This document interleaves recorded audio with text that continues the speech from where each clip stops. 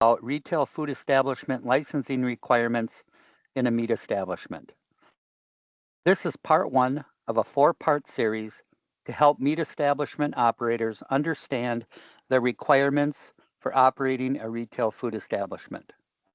At the end of the presentation, I will introduce the other presentation topics in this series.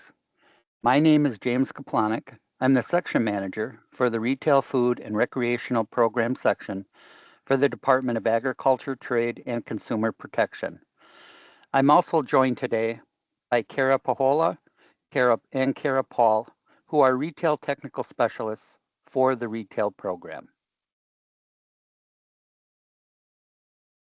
So during this presentation, we will cover the following objectives.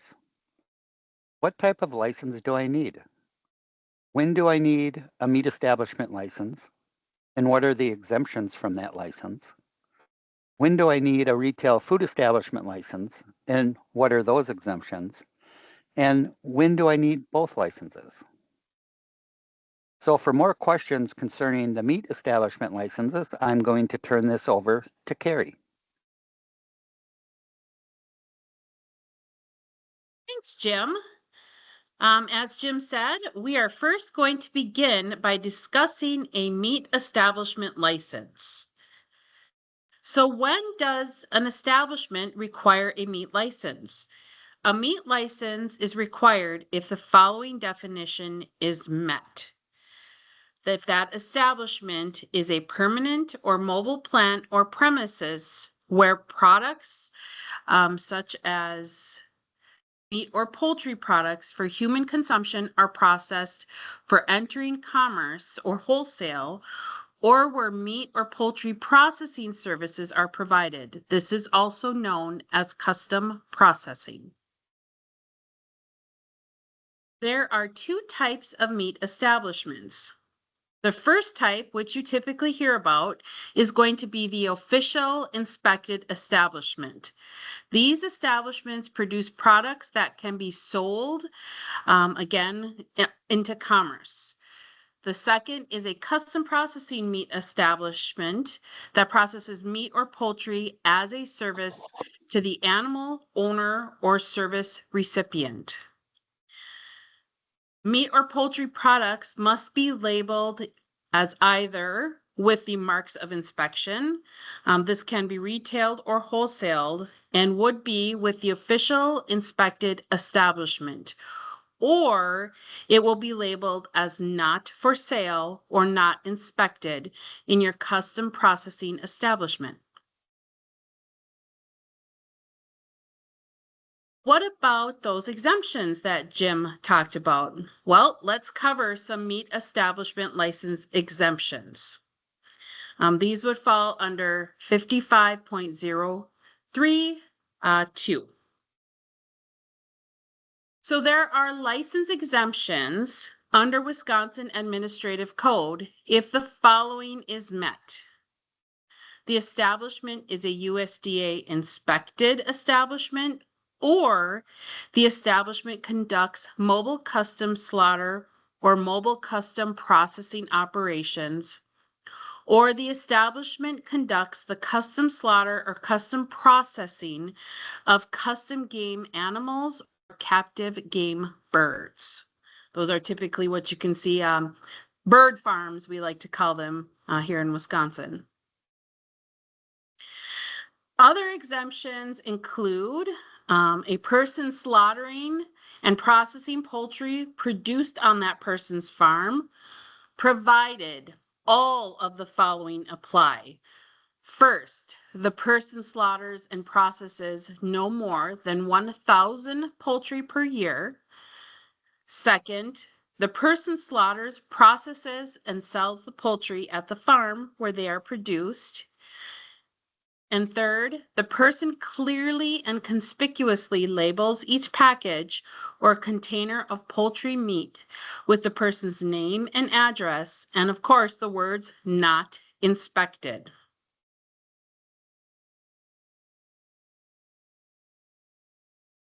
Next, Only a retail sale to individual consumers at the retail food establishment, this is another exemption, would apply provided that all of the following 6 are covered.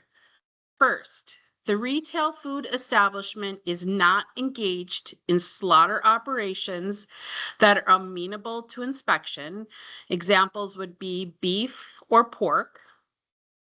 Second, the retail food establishment sells the processed meat or poultry products only to individual consumers at the retail food establishment or to hotels, restaurants, or institutions, or acronym you might hear is HRI, for use in meals served at those hotels, restaurants, or institutions. Third, under E, the retail food establishment's gross annual value of sales of its meat and poultry products to hotels, restaurants, or institutions, or your HRI establishments, does not exceed the adjusted dollar limits published by the United States Department of Agriculture in 9 CFR 303.1D and 9 CFR 381.10D, or 25% by dollar volume of all meat sales from the retail establishment, whichever is less. So if you're interested in knowing those dollar amounts, feel free to pause the presentation and jot those down.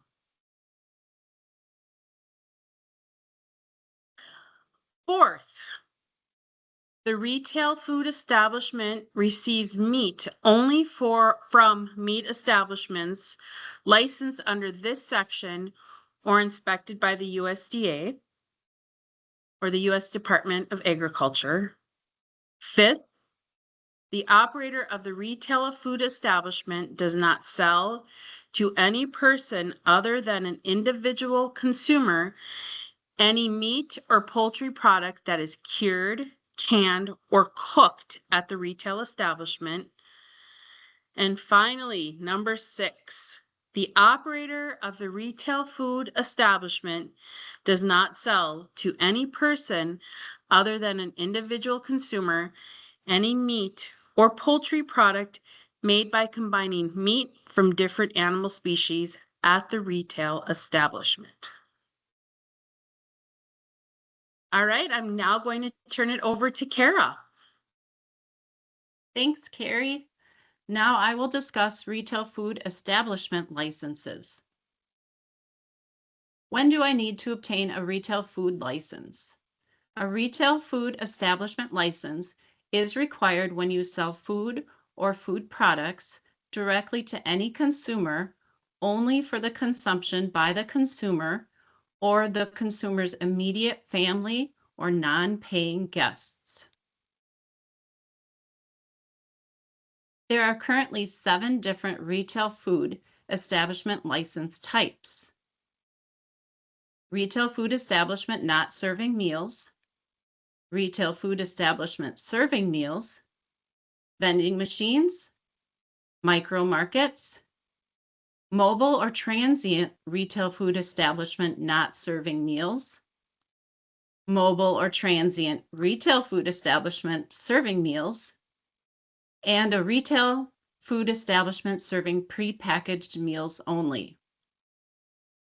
For this presentation, we are going to take a closer look at the retail food establishment not serving meals and the retail food establishment serving meals license types. First, we have the retail food establishment not serving meals. This is a permanent retail food establishment where food processing is conducted primarily for the direct retail sale of time temperature control for safety foods and or non-time temperature control for safety foods to the consumer at a licensed facility location. Examples would include a bakery, a convenience store, or a grocery store.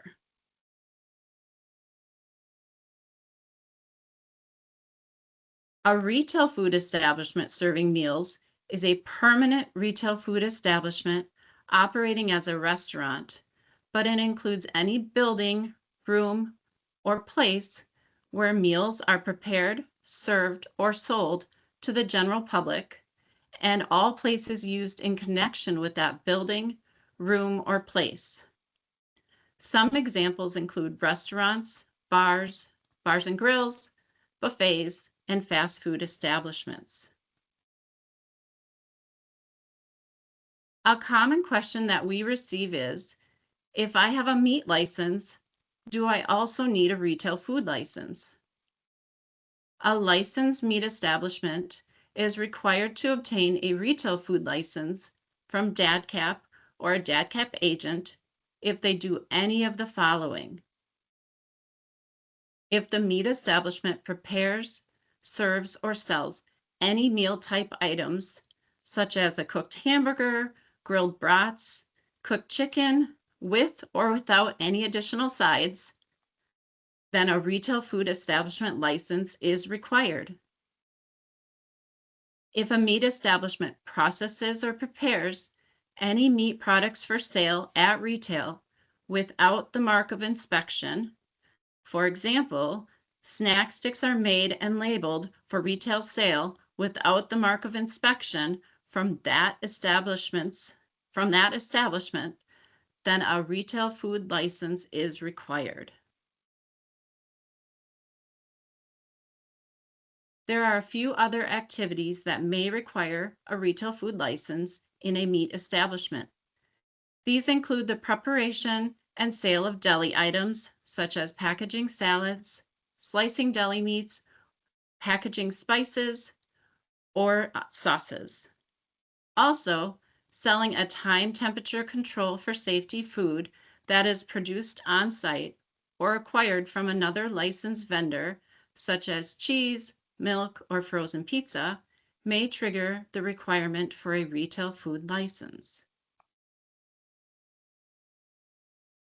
There are a couple of exemptions to the requirements for needing a retail food license at a licensed meat establishment that we'll cover next. First, we have if a meat establishment only sells packaged meat or poultry products that bear that establishment's mark of inspection, then a retail food license is not needed.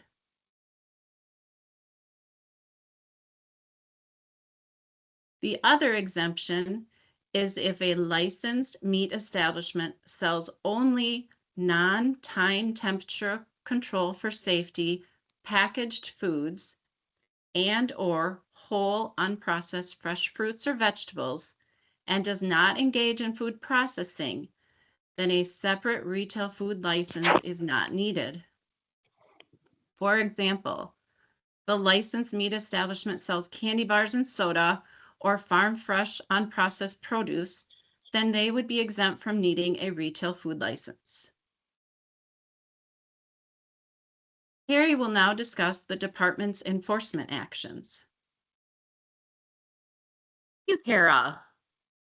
So, what happens when enforcement actions need to occur? Well, let's go through what might happen. So, under a meat or retail license, enforcement actions could occur under a meat license if the products were not made under a meat inspection. This could result in a hold order, have a detain tag placed on the product, placed under condemnation, or be placed on product recall. Products made packaged under a retail license without an approved HACCP plan, so HACCP is your Hazard Analysis Critical Control Point Plan, and variants, when applicable, could result in hold orders or disposal of the food item. Basically, enforcement action is not what we want to happen. And to avoid enforcement, we really need to remember that communication is key. Inspection frequencies differ, Your meat inspection is daily when processing or slaughtering with the marks of inspection are applied to product. Where your retail inspection is typically conducted annually, sometimes twice per year. So therefore, if you're not used to that retail food inspector, you might find them asking a lot of questions to cover operations when they are not there. I want to add, we understand that most operations are complex in nature, and we encourage you to have communications with your inspector or inspectors, their supervisors, and of course, all staff involved. If you don't know who to contact, you can always reach out to our mailboxes that Jim is going to provide in some resource slides. So stay tuned. All right, Jim, take it away. Thanks, Carrie. In the next following slides, we will discuss the available resources that you can access. So first of all, if you would actually like to download a copy of the particular rules, you can enter the following web addresses into your browser. So if you're looking for retail rules, that would be ATCP 75 and the appendix, which is called the Wisconsin Food Code. And so feel free at any time to, again, pause the slide to copy down these web addresses that you can later enter into your browser and actually download a copy of the rule for yourself. The first two under ATCP 75 are the administrative rule and the food code. For a copy of ATCP 55, the administrative rule for meat establishments, the web address is there that you can copy and again put into your browser. The retail program has also created many helpful fact sheets that can be accessed during the that can be accessed using, again, the above web address on the DATCP website. So all of these resources are available and free to access. If you have specific technical questions regarding your meat establishment or retail food establishment operation, feel free to email the meat or retail technical mailbox addresses above. If you have specific licensing questions regarding your operation, feel free to email the licensing technical mailbox and they will assist you with any licensing questions you have. Please use these resources. Don't be afraid to reach out and ask questions. We're here to act as a resource for you.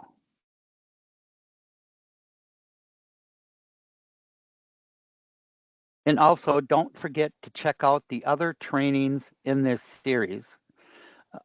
Again, write down the link above and input into your browser to access the other trainings in this series. They will include what to expect from a retail food establishment inspection, what are the basic retail food establishment requirements for equipment and for a certified food protection manager, and last but not least, what are the requirements in a retail food establishment as it pertains to date marking, variances, and HACCP plan requirements. We want to thank you for joining us today, and we hope that we have increased your understanding regarding licensing requirements for meat and retail food establishments. Have a great day. Thank you.